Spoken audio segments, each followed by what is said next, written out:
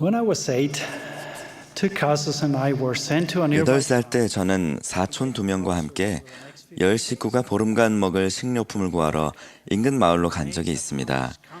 지금 생각해보면 할머니와 숙부, 숙모님이 우리를 그렇게나 신임하셨던 게 놀라울 따름입니다.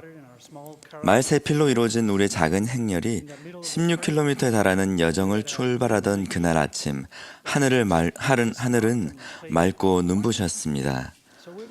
초원 한복판을 지나던 우리는 말에서 내려 구슬치기를 하자는 번뜩이는 생각을 해냈습니다. 우리는 놀이에 열중한 나머지 먹구름이 하늘을 뒤덮으며 머리 위로 들이운 시대의 표적을 보지 못했습니다.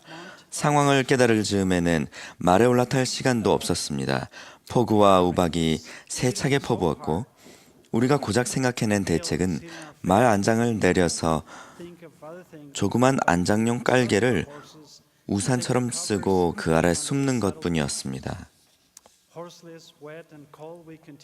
우리는 말을 그대로 두고 춥고 젖은 몸으로 최대한 빨리 움직이려 애쓰며 길을 재촉했습니다. 목적지에 거의 다다랐을 때 마을로 들어가는 넓은 도로는 홍수가 나 있었는데 마치 우리를 향해 흘러오는 강처럼 보였습니다. 할 수 있는 선택은 안장 깔개를 버리고 마을 둘레에 쳐놓은 철조망 담장으로 올라가는 것뿐이었습니다. 늦은 밤 우리는 피곤하고 지치고 흠뻑 젖은 채 마을로 들어가 첫 번째로 보이는 집에 몸을 의탁했습니다. 그 착한 가족은 몸을 말리게 해주고 맛있는 샌드위치도 먹여주고 우리가 있던 방에 잠자리도 깔아주었습니다. 그 방이 흙바닥이라는 것을 금세 알아챈 우리에게 번뜩이는 생각이 또다시 떠올랐습니다. 우리는 땅바닥에 원을 그리고서 흙바닥에 쓰러져 잠들 때까지 계속 구슬치기를 했습니다. 철없던 우리는 그저 우리 생각밖에 못했습니다. 집으로 돌아와야 할 이 아이들을 절박하게 찾아 헤맬 가족들 생각은 아무도 하지 못했던 것입니다. 그런 생각을 했다면 그는 쓸데없는 일로 일정을 늦추지는 않았을 것입니다.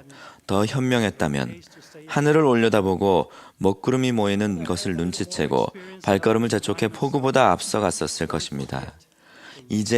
지금은 좀 더 많은 경험을 해보았기에 저는 언제나 저 자신에게 이렇게 일깨워줍니다. 하늘을 바라봐야 하는 것을 잊지 말라. 사촌들과 한 이 경험에서 저는 시대의 표적에 주의를 기울여야 한다는 것을 배웠습니다. 우리는 바울이 사람들이 자기를 사랑하며 부모를 거역하며 감사하지 아니하며 거룩하지 아니하며 모함하며 절제하지 못하며 쾌락을 사랑하기를 하나님 사랑하는 것보다 더하며 라고 설명했던 위험천만한 폭풍우 속에 살고 있습니다. 이런 시대에 대해 델린 H. 옥스 장로님은 이렇게 말씀하셨습니다. 우리는 세상적인 준비와 영적인 준비를 모두 해야 합니다. 소홀히 하기 쉬운 것은 잘 보이지 않고 좀 더 힘든 영적인 준비입니다. 하늘을 바라보는 일을 소홀히 하지 말라는 뜻입니다. 이 위험천만한 시대에 영적인 준비는 시급한 문제이므로 저는 아주 강력한 한 가지 시대의 표적에 대해 경고의 목소리를 높이려 합니다. 저는 직업상 첨단 기술의 최전선에 있었기에 그것의 가치, 특히 의사소통 면에서 어떤 가치가 있는지를 잘 압니다. 손가락만 움직이면 사람들이 만든 정말 많은 정보를 접할 수 있습니다. 그러나 인터넷은 추잡하고 사람을 오도하는 것들로 가득 차 있습니다. 기술은 표현의 자유를 확장시켰지만 한편으로는 클릭수에 근거한 거짓 신뢰성을 자격 없는 블로거들에게 부여하기도 했습니다. 이것이 바로 다른 어느 때보다도 더 그들의 열매로 그들을 알리라라는 영원한 원리를 기억해야 하는 이유입니다. 특히 추잡한 이미지를 보거나 그리스도와 선지자 조셉 스미스를 모함하는 사람들에게 주목하지 마십시오. 이 두 가지 행동은 성신과 보호하고 지지하는 성신의 권능을 잃어버리는 똑같은 결과만을 낳습니다. 악덕과 불행이 뒤따릅니다. 사랑하는 형제자매 여러분, 우연이라도 복음에 대한 자신의 간증을 의심하게 하는 어떤 것을 접한다면 간청하건대 하늘을 바라보십시오. 모든 지혜와 진리의 근원을 바라보십시오. 하나님의 말씀으로 신앙과 간증을 키우십시오. 세상에는 진리와 거짓을 반씩 섞어서 여러분 신앙을 허물려 하는 사람들이 있습니다. 그래서 영과 함께할 수 있도록 늘 합당해야 하는 것이 그토록 중요한 것입니다. 성신의 동반은 즐거운 편의성 때문이 아니라 여러분의 영적 생존에 필요한 것입니다. 그리스도의 말씀을 소중히 간직하고 영의 속삭임에 주의를 기울인다면 여러분은 속지 않을 것입니다.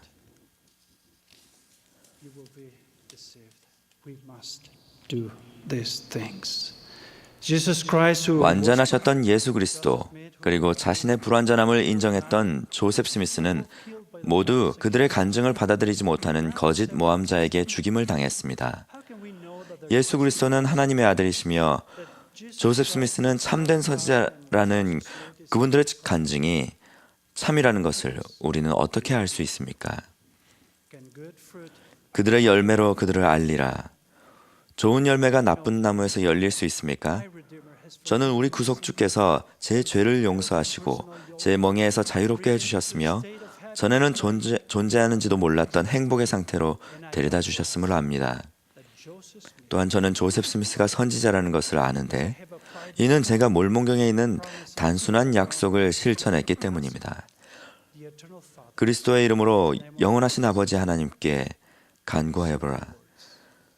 너희가 만일 그리스도를 믿는 신앙을 가지고 진정한 의도를 지니며 진실한 마음으로 간구할진대 그는 성신의 권능으로 너희에게 이것의 참됨을 드러내어 주시리라. 간단히 말하면 하늘을 바라보십시오.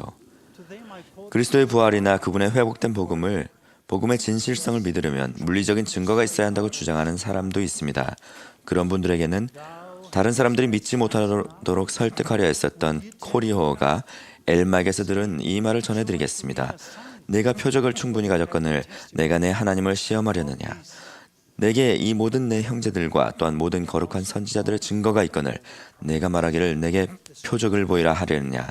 경전이 내 앞에 놓여 있고 여러분과 제가 바로 구주의 속죄에 대한 살아있는 증거입니다.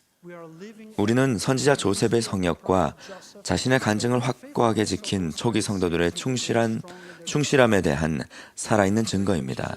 예수 그리스도의 교회는 이제 온 세상에 퍼져 있으며 전례 없이 성장하여 그리스도의 시대처럼 보고 만져보지 않아도 믿는 겸손한 사람들을 맞아들이고 있습니다. 주님께서 언제 다시 오실지는 아무도 모릅니다. 그러나 지금은 위험천만한 시대입니다. 지금은 진리의 근원인 하늘을 바라보고 간증을 강하게 하여 우리가 분명히 마주하게 될 시련에 대비할 때입니다. 제 어린 시절 이야기로 돌아가겠습니다. 사촌들과 저는 찬란한 태양과 아름다운 아침 하늘을 보며 깨어났습니다. 잃어버린 새 소년을 찾아 헤매던 한 남자가 문을 두드렸습니다. 그는 우리를 말에 태우고 같은 초원을 지나 집으로 향했습니다. 돌아가면서 저는 잊지 못할 광경을 보았습니다. 밤새 우리를 찾아 헤매던 수많은 사람과 진흙탕에 빠진 트랙터와 트럭이 보였습니다.